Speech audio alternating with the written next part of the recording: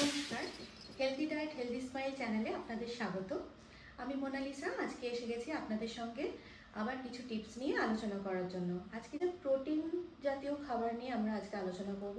Protein জাতীয় খাবার কোনগুলো এবং সেগুলো কীরমভাবে খেতে হবে সেগুলো নিয়ে আজকে আমাদের ডিসকাশন।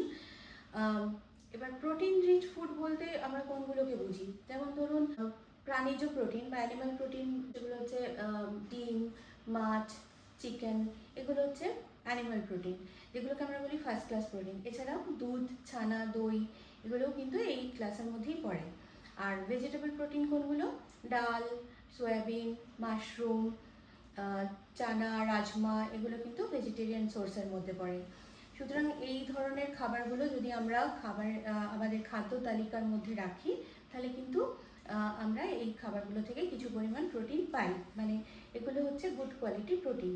এবার আপনাদের প্রশ্ন হতেই পারে যে আমরা যদি 100 গ্রাম মাছ খাই বা 100 গ্রাম চিকেন খাই, আমরা কি পুরোটাই প্রোটিন পাচ্ছি? তা কিন্তু নয়।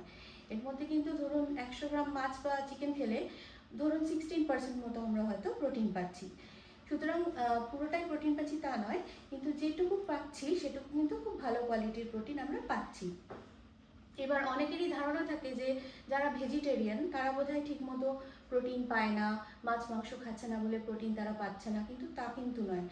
আমরা যদি ডালটা দেখি, ডালের মধ্যে কিন্তু অ্যামাইনো অ্যাসিডস থাকে, প্রোটিন থাকে। সুতরাং ডাল খেলেও কিন্তু আমরা প্রোটিন মোটামুটি পাই। ডাল এবং সেটার জায়গায় যদি আমরা কোনোদিন রাজমা, কোনোদিন চানা, কোনোদিন ছোলে এই ধরনের খাবারগুলো যদি খাই, তাহলে কিন্তু প্রোটিন পাওয়া যায়। কোনোদিন সয়াবিন খাওয়া যেতে পারে, তারপরে মাশরুম খাওয়া যেতে পারে। যারা ভেজিটেরিয়ান তারা এই সোর্সগুলো ইউজ করতে পারেন। এবং যারা ভেজিটেরিয়ান তারা কিন্তু অনেকেই দুধ, ছানা, দই এগুলো খান, সেগুলো কিন্তু প্রাণীজ সোর্স থেকেই আসছে। সুতরাং এগুলোর মধ্যে কিন্তু সব এসেনশিয়াল অ্যামাইনো অ্যাসিডসগুলোই থাকে। সুতরাং এগুলো গুড কোয়ালিটি প্রোটিন। এটা সুতরাং যারা ভেজিটেরিয়ান তারা যে একেবারেই প্রোটিন পান না তা নয়, তারাও কিন্তু প্রোটিন পাচ্ছেন। কিন্তু কার কতটা প্রোটিন লাগবে সেটা কিন্তু অবশ্যই একজন আপনার কনসালটেন্ট ডায়েটিশিয়ান বা আপনার কাছাকাছি যে যিনি ডায়েটিশিয়ান আছেন বা আপনাদের সাথে যোগাযোগ করতে চাইলে নিচে যে নাম্বার আছে সেখানে যোগাযোগ করে সেই অনুযায়ী প্রোটিন খান। কারণ এক একজনের অ্যাক্টিভিটি এক এক রকম, কেউ জিম করছেন, কেউ করছেন না, কারোর কিডনি সমস্যা হয়তো আছে, কারোর নেই।